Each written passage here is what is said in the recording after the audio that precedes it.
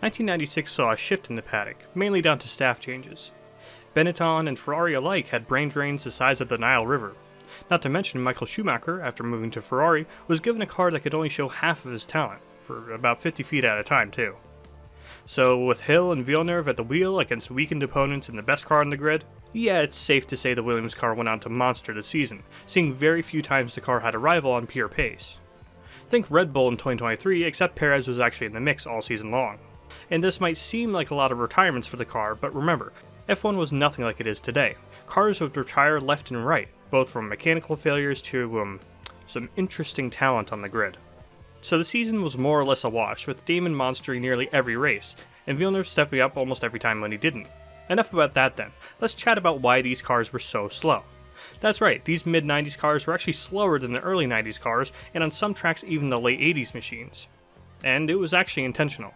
The FIA wanted to make F1 less of a financial burden, so strict bans were laid upon gate-kept technology. Funny enough, Williams was one of the biggest reasons for this. Traction control, ABS, CVT transmissions, four-wheel steering, launch control, the list goes on. This alone, as well as simply making the cars larger, was bound to make them slower.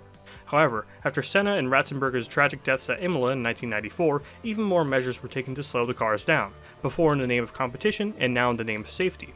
The engines had less power, the cars had less downforce, and more safety measures meant more heavy cars too. Now this slump in speed didn't last long. Once the grooved tire era sprung up, the cars went back to being ever-evolving speed machines. However, F1 wouldn't see a reduction in speed quite like this again until 2009 and 2022 respectively. And these cars look so weird now too. They have this wide stance, but they don't really have big front or rear wings, almost nothing on the side pod, and kind of small diffusers too. They kind of look like cats when they do that lying down thing on their belly. So enough talk, and let's get to driving one of the most dominant, yet slowest V10 F1 cars. Here we are at Interlagos. Who doesn't love this track? I mean, it's like the Red Bull Ring where it's like, it's easy to just do a lap, but, you know, it's really easy to also, while you're trying to max it. 17.6. Okay, I didn't know I had him on. It's really easy to get track limits violations here when you're trying to find that limit, and there are, you know, especially in the third sector, there's lots of little things you can do to really mess up your time. So it's a really addicting track in that regard. Love it. And of course, as well, I'll talk about it more in my track walk and my predictions video, but just, so many great passing opportunities too on this track. So much high-speed fun. Now, I was going to say one thing about this car, but here's two things about the car. One, Damon said that this is a great smooth driving car. Shout out to Jensen Button. So, yeah, I'm going to try and use it like as smoothly as I can. Of course, I don't have traction control on. And thus far, we've been doing pretty well. So well that I actually did a faster lap than Damon Hill did. So something's a little bit off here. But that's okay. He did a 1 minute 18.1, which actually was a second faster than everyone else on the grid. I mean, that's crazy. That's just crazy. But just for reference, 1 minute 18, okay, modern cars are doing 1 minute 10s, so yikes. And also yikes, yeah, I broke way too hard for that.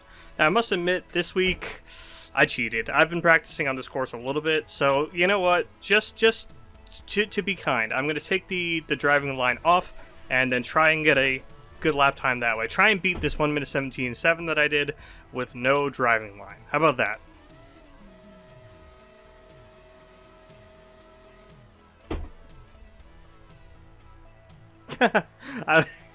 Okay, this is how ingrained in my brain that was. I literally know the breaking point is 50 yards, but I thought the racing line would be there. I am just... Oh man, I'm Codemaster's kid. What can I say?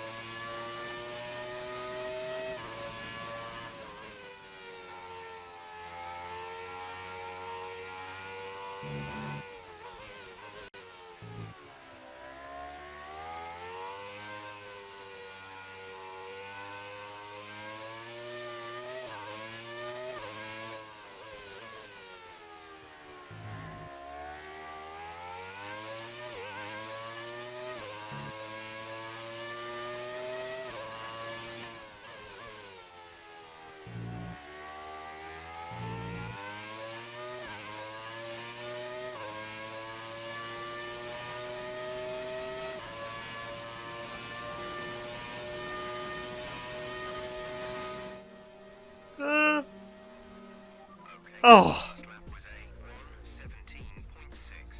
I did it! Ah! I actually kind of thought I wasn't going to be able to do that in a reasonable amount of time. But yeah, only 10 laps. Didn't take too long to get used to it. I think I kind of messed up here. I think I need to watch some more qualifying laps, because I really think I kind of botched this, didn't I? Oh, then, man, that sector 2 on that lap, not perfect. Definitely not a perfect sector 2. I kind of bundled that one up. I don't. Is that words? Does that make sense? But you know what wouldn't make sense? Talking about the early 90s cars, but not actually driving one. This one is Nigel Mansell's 1992 car, so I'm going to give myself... Oh, it counted my laps. Alright, so let's say... I'm going to give myself 5 laps. I still don't have the racing line on, keep that in mind. I'm going to give myself 5 laps. If I can't beat the time I did in Damon's car, then I am stupid, and you can call me stupid for the rest of the time. Alright, let's go.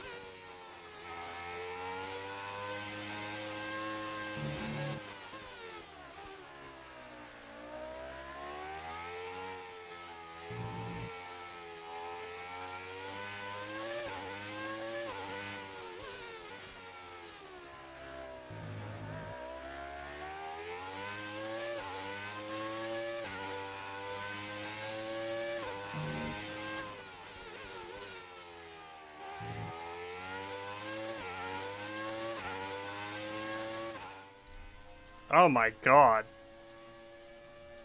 That's almost a second. Well, okay. Wow. Well, that was quick. I thought it would take me a little bit longer. You could probably tell even. I was not pushing the limit at all. And definitely I was a whole second faster. Still getting my foot in the door basically. As far as that was concerned. So, I was right. The stats didn't lie. Somehow the factual statistics did not lie. That's strange. Anyways, I hope you guys liked this video. I hope you guys liked the intro as well. I tried to make it not just like a recap of the championship like I did with the Braun one. That's all for now, and I hope you guys are looking forward to the Brazilian Grand Prix. I know I am. See you guys later.